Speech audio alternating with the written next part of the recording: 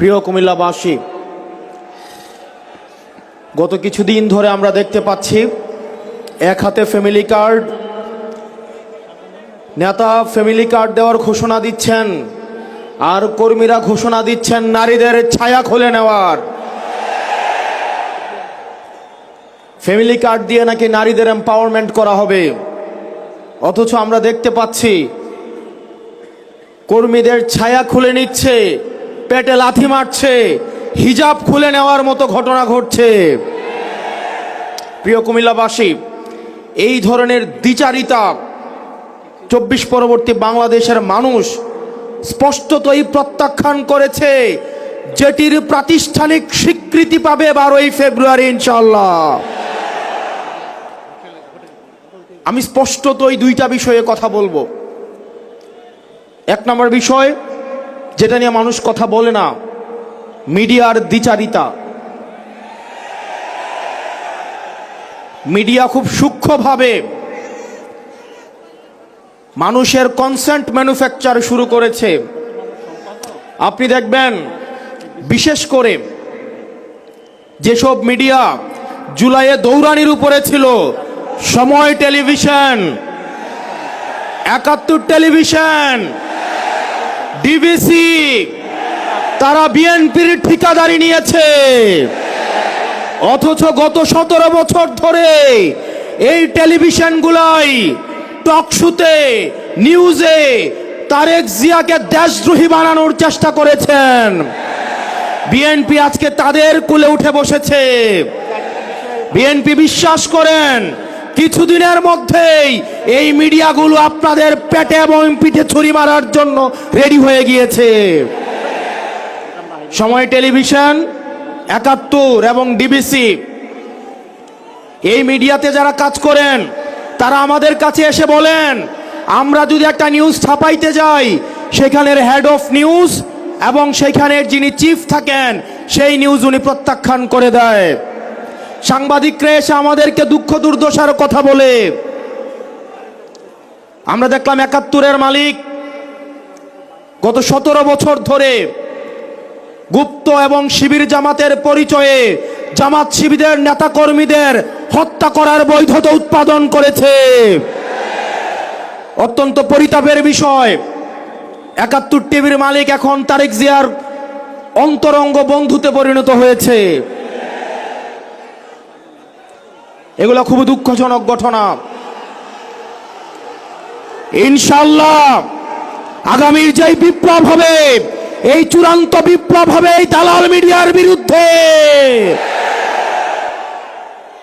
দ্বিতীয়ত, প্রশাসনের যে ভাইয়েরা রয়েছেন, মিলিটারিতে যারা চাকরি করেছেন, আপনাদের প্রতি মানুষের যে অনাস্থা তৈরি হয়েছে, সেই অনাস্থা পুনরুদ্ধারের সময় হচ্ছে এই নির্বাচন। এই নির্বাচনের মধ্য দিয়ে পুলিশ প্রশাসন এবং মিলিটারি, আপনারা জনগণের বন্ধু হয়ে উঠুন।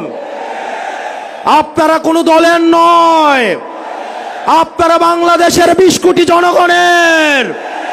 আমরা আপনাদের কথা দিচ্ছি, আপনারা বিএনপি হওয়ার দরকার নাই, আপনারা জামাত হওয়ার দরকার নাই, গুলশানে লাইন দেওয়ার দরকার নাই, ধানমন্ডিতে যাওয়ার দরকার নাই, মগবাজারে যাওয়ার দরকার নাই। আপনাদের বৈধতা কেবলমাত্র জনতা। আপনারা বেনজির হারুনের ঘটনা ভুলে যায়েন না, আপনারা ওসি প্রদীপের ঘটনা ভুলে যায়েন না, আপনারা ডিবি হারুনের কথা ভুলে যায়েন না। প্রিয় পুলিশ ভাই, প্রিয় মিলিটারি ভাই, প্রিয় সেনাবাহিনী, আপনাদের কাঁধে আজ একটা মহান দায়িত্ব এসে পড়েছে। আপনারা কত স্বচ্ছ, নিরপেক্ষ এবং অংশগ্রহণমূলক নির্বাচন জাতিকে উপহার দিতে পারেন, সেটার মধ্যে আপনাদের আস্থা ফিরে আসবে। আপনারা কোনো দলের গোলামি করার দরকার নাই। যাতে আপনাদের দিকে তাকিয়ে আছে, যেভাবে ৫ই আগস্ট আপনারা জনতার কাতারে নেমে এসেছেন, ঠিক সেভাবে ১২ই ফেব্রুয়ারি জনতার পক্ষ হয়ে আপনারা জাতিকে একটা নির্বাচন উপহার দিবেন। আমরা জনাব তারেক জিয়া রহমানের বিভিন্ন বক্তব্য শুনতে চাই। অত্যন্ত পরিতাপের বিষয়, হা ভোট এবং না ভোট নিয়ে ওনার একটা শব্দ আমরা দেখতে পাই নাই। জনাব তারেক জিয়া, আপনি স্পষ্ট করুন আপনার বিবেক এবং মুখ কোথায় বর্গা দেওয়া আছে? গত দীর্ঘ 17 বছর বিএনপি জামাতের অসংখ্য নেতাকর্মী গুম হয়েছে, খুন হয়েছে এই রাষ্ট্র ব্যবস্থা সংস্কারের জন্য। আজকে যখন রাষ্ট্র ব্যবস্থা সংস্কারের সুবর্ণ সুযোগ তৈরি হয়েছে, অত্যন্ত পরিতাপের বিষয়, কিছুদিন হয়তো পরে আমরা শুনতে পাবো হাসিনা ছাড়া ফেসিবাদ ব্যবস্থার সবকিছুই আপনারা রেখে দেন। শুধু এই কথাটা হয়তো লজ্জায় তারা বলতে পারছে না। হাসিনা ব্যবস্থার বিচার ব্যবস্থা ভালো, হাসিনার পুলিশ ভালো, হাসিনার প্রশাসন ভালো, কেবলমাত্র হাসিনাই ভালো না। আজকে আপনারা হাসিনার সবকিছুকেই টিকিয়ে রাখতে চাচ্ছেন। এই তরুণ প্রজন্মের কাঠগড়ায় আপনাদেরকে দাঁড়াতে হবে। অসংখ্য লক্ষ তরুণ প্রজন্ম যারা প্রধানমন্ত্রী হইতে আসে নাই, শুধুমাত্র এই দেশটাকে ভালোবেসে রাস্তায় নেমে এসে বুকের তাজা রক্ত ঢেলে দিয়ে হাসিনাকে ভারতে পালাতে বাধ্য করেছে। যারা হাসিনার ব্যবস্থা টিকিয়ে রাখতে চাইবে, আমার ভাই আবরার ফাহাদের মতো, আমার ভাই হাদির মতো, আমার ভাই আলিফের মতো আমরা যুগে যুগে রাস্তায় নেমে আসবো ইনশাআল্লাহ।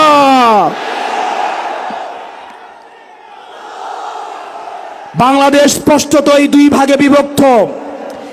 এক ভাগ গোলামীকে বরণ করার জন্য প্রস্তুত হচ্ছে, আরেক ভাগ আজাদির পক্ষে অবস্থান নিয়েছে। এক ভাগ ভারতীয় আধিপত্যের কাছে মাথা নত করেছে, আরেক ভাগ ভারতীয় আধিপত্যের বিরুদ্ধে বিদ্রোহ ঘোষণা করেছে।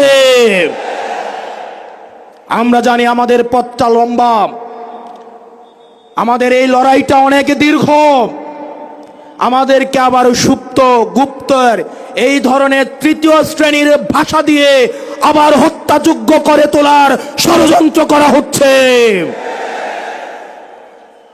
গত 17 বছর ধরে যারা ভার্চুয়ালি দল চালিয়েছে, জুলাই পরবর্তী 1.5 বছর অপেক্ষা করেছে দেশে আসার জন্য, তাদের কাছ থেকে আমরা গুপ্ত সত্য লেকচার শুনবো ইনশাআল্লাহ। প্রিয় কুমিল্লাবাসী, আমরা আঞ্চলিক বৈষম্যের শিকার। কুমিল্লা, আমরা মাইক্রো ইকোনমি আমাদের সমৃদ্ধ। আমাদের রেমিটেন্স যোদ্ধা ভাইয়েরা বিদেশে মাথার ঘাম পায়ে ফেলে কুমিল্লার অর্থনীতিকে সমৃদ্ধ করেছে।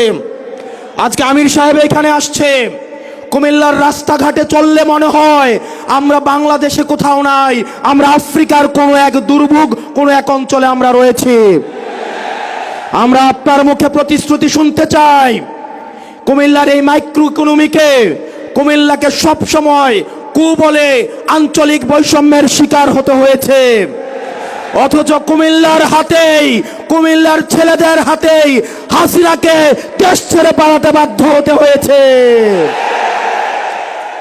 আমরা কুমিল্লাবাসী দৃঢ় অপেক্ষায় বসে আছি, এই টাউন হলে আপনি ঘোষণা দিবেন এই কুমিল্লা যেভাবে আঞ্চলিক বৈষম্যের শিকার হয়েছে, ভবিষ্যতে কোনো ধরনের আঞ্চলিক বৈষম্য বরদাস্ত করা হবে না। এবং আমাদের এই 11 দলীয় ঐক্যবদ্ধ জোট ক্ষমতায় গেলে আমরা 1 মাসের মধ্যে কুমিল্লাকে বিভাগ ঘোষণা করব। ও ইনকিলাব ইনকিলাব ইনকিলাব ইনকিলাব। আমার ভাই হাদিকে মেরে ওরা মনে করেছিল হয়তো হাদি মরে গিয়েছে। হাদি ভাই উপর থেকে দেখছেন, এক হাদি দেহত্যাগ করেছে, কিন্তু লক্ষ হাদি আজকে এই কুমিল্লার প্রান্তরে আজকে অবতীর্ণ হয়েছে। We want justice, we want justice.